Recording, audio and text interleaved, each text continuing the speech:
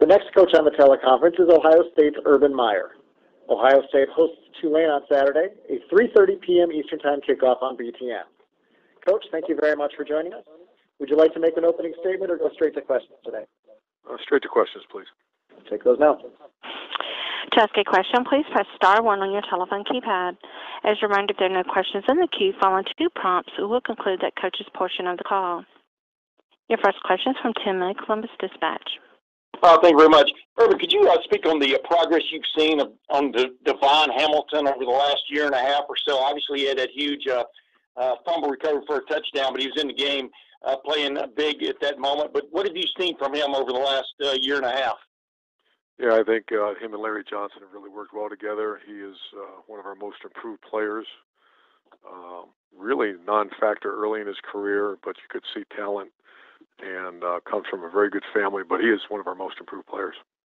And the other thing, can you give any kind of update on the status of Brian Snead, what his situation is with the team, et cetera? Yeah, he'll be back practicing today. He was just for disciplinary reasons, we didn't take him on the trip. Thank you. Your next question is from Bill Landis, Cleveland.com.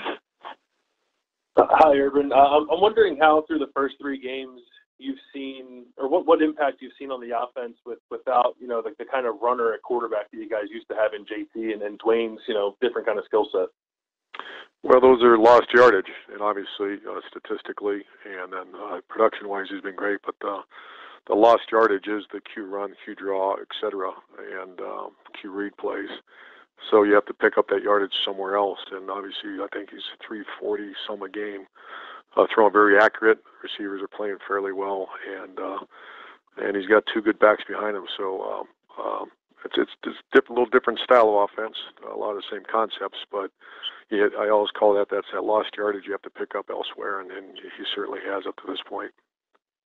And I think people are wondering now that you're going to be back on Saturdays, and I know the play calling is collaborative, but Dwayne, I think, has only kept it one time on a designed run, and I think there's some wonder if maybe that'll happen a little more now if you're back involved in the offensive play calling. Is that something you'd like to see more of with Dwayne moving forward, and do you think it'll change at all how you use the Q run?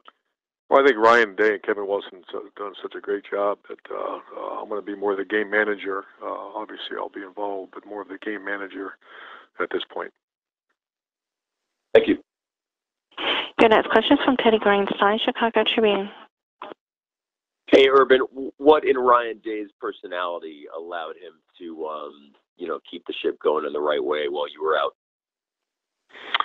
He's elite. He's an elite coach. I knew that when I hired him. He's a guy that I wanted to get on my staff for quite some time now, and he's just very organized, very strong. He's got a good staff behind him.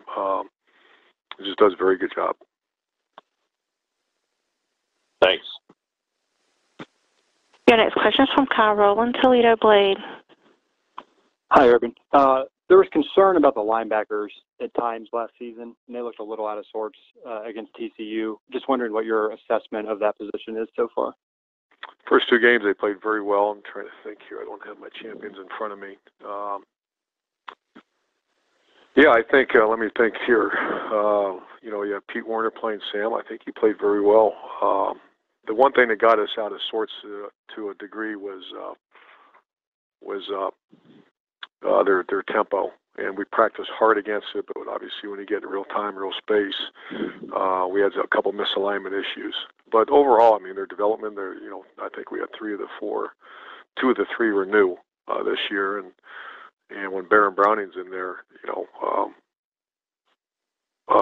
that's a new middle linebacker as well. Malik Harrison's been playing great. The other guys are getting better, but I'm not, and Greg Schiano is very pleased with the progress. They have to continue to get better with experience. And then one more. Will Ryan Day be in the press box Saturday, or will he be in on the field? He'll be on the field. All right. Thanks. Your next question is from Dan Murphy, ESPN.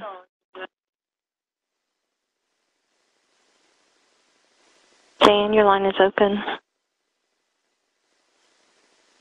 Sorry about that. Had you on mute. Urban, you mentioned that being a game manager at this point going forward. Was that always the plan? Is that a big change, and did that come about because of how Ryan Day and Kevin Wilson handled things without you? Well, I've done that before in the past. I help where I need to help, and but I think a high degree of it was the performance of the offense and how well they worked together, and obviously with success we've had. When did you make that decision that was the way you wanted to handle things going forward? Going into the season is what I was hoping for, and obviously, the results were very positive. Thanks. Your next question is from Austin Ward, Little Monroe. Hey, Urban, just from what you saw in those first 3 weeks from Nick Bosa, how impressed, how elite was that level of production that he was giving you guys? Yeah, he's one of the best players I've ever been around, and one even better person. So, just an elite player.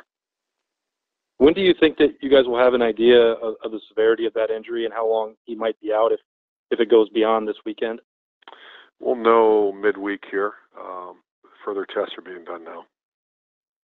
Okay, thanks. Your next question is from Bill Rabinowitz, Columbus Dispatch. Yes, Urban. Can you update the injury status of anyone else on the team? Are there any other players that might miss the game?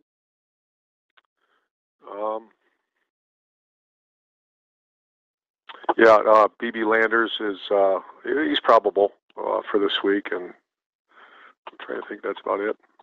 Yeah, I think that's it. Okay, and Malcolm Pridgeon is a guy, obviously recruited from junior college, had a tough background, then hurt his knee.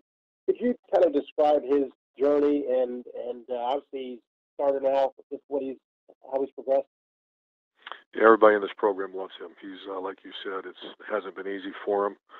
He came in as a JC transfer and hurt his knee pretty severely in training camp, and then had a hard time picking up the offense. And just a wonderful young man. And we're all, I know I'm speaking personally, but I know we all are.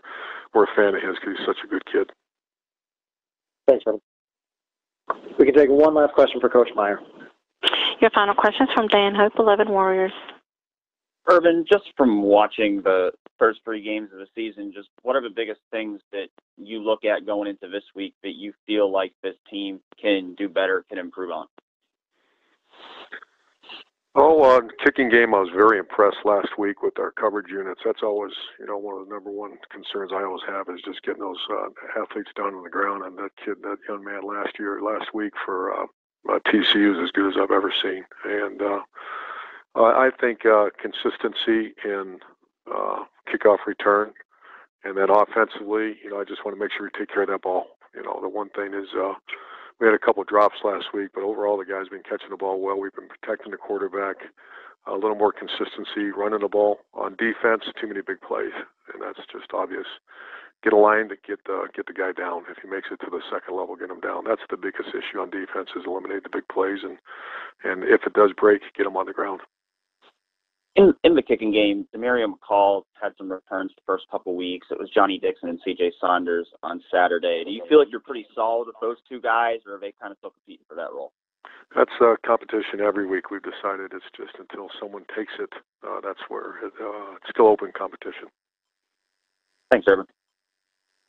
Coach, thank you for your time, and we'll talk to you again next week. Thank you.